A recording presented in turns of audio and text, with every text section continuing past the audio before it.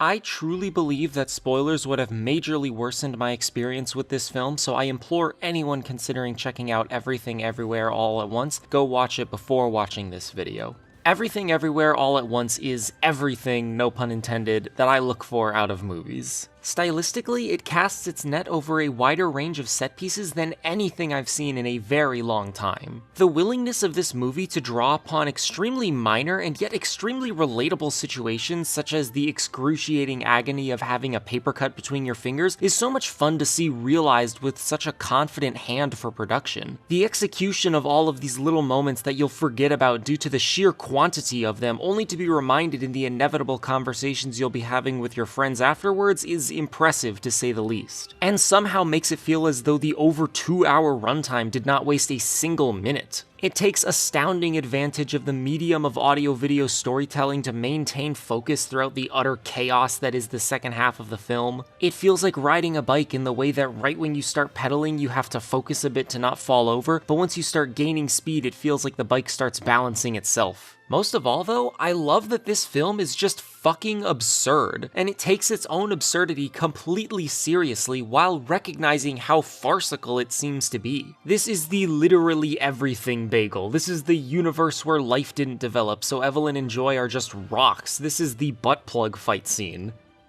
You know, I do kind of hope that someone ignored my spoiler warning just so that they could hear that and not know what the fuck I'm talking about. With the added benefit of making Everything Everywhere consistently hilarious throughout its entire runtime, this genuine sincerity amidst nearly incomprehensible ridiculousness feels so validating to me. The concept of infinite universes all branching paths of one another based on every little decision you've ever made is the only way my brain can wrap itself around the concept of multiple universes, as well as time travel. And coincidentally, this is a topic that me and my hallmates had an extended conversation about after a group watch of The Atom Project last week, so it's something I've had on my mind recently. And unsurprisingly, I can very much relate to Joy's feelings that nothing matters. That each and every one of us, even all of us as a collective, are so insignificant considering the seemingly infinite scope of not just our own universe, but hypothetically every conceivable universe. I know my way around an existential crisis or two, and I have danced the tango with Sir Nihilism more times than I can count. But it's not just these ideas being presented that have me connecting so hard to Everything Everywhere. It's how that message interacts with the film's absurdity. It's the fucking everything bagel.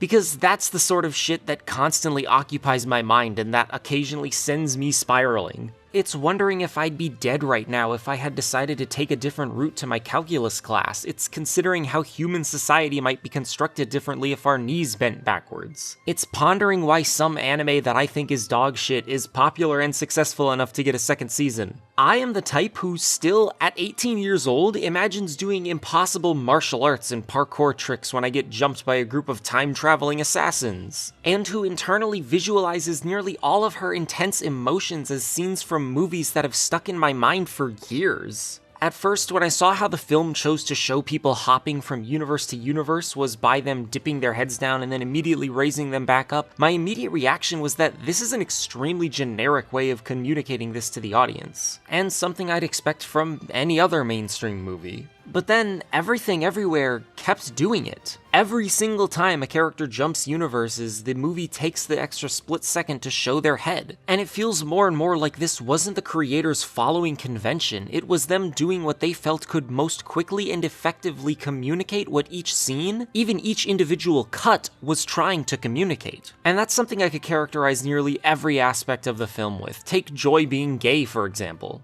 I'm sure we're all used to seeing queer characters in Hollywood movies and not knowing exactly how to feel about them. From my perspective, there's usually two notable reactions with a lot of overlap between which camp people fall into. One is happiness that we're getting more queer rep to generate awareness and acceptance, and the other is unease due to the suspicion that the reason a queer character was included in the first place was because the companies involved in production knew that they could get a lot of press buzz by doing so. And these are usually pretty noticeable reactions because making a story about a queer character just for the sake of them being a queer character is not an approach that tends to generate especially compelling stories. All of this is to say that there better be no such conversations surrounding Everything Everywhere All at Once on this topic, because both of those camps should be completely satisfied by this film's take on Joy's being gay. Joy being gay in the universe we start off with does contribute to the story and its message, and that message isn't even about her being gay. Her sexuality is one of the many things in this film that contribute to its message about why it's still worth it for us to live our tiny, brief, insignificant lives. And so, although it's very clearly a deliberate choice that the writers made, it was made very purposefully to contribute to the story. And that's clearly what's going on here, because in one of the alternative universes we see Evelyn in a clearly romantic relationship with the family's tax collector, a woman.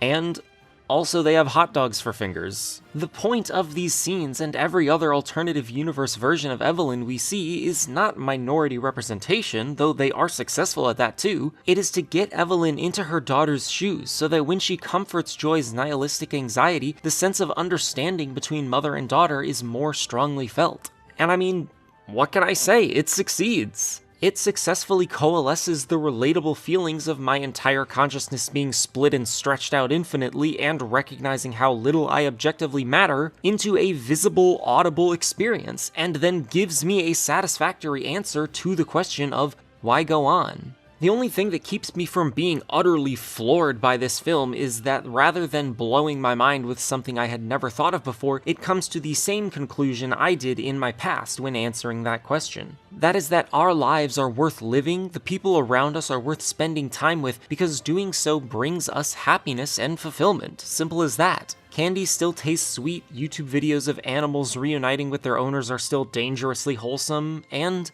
a hug from your mom still feels comforting. We don't need to be the center of every universe because we are each the centers of our own universes, our own experiences, and our own stories, and we can do whatever we want with them. Thanks for watching.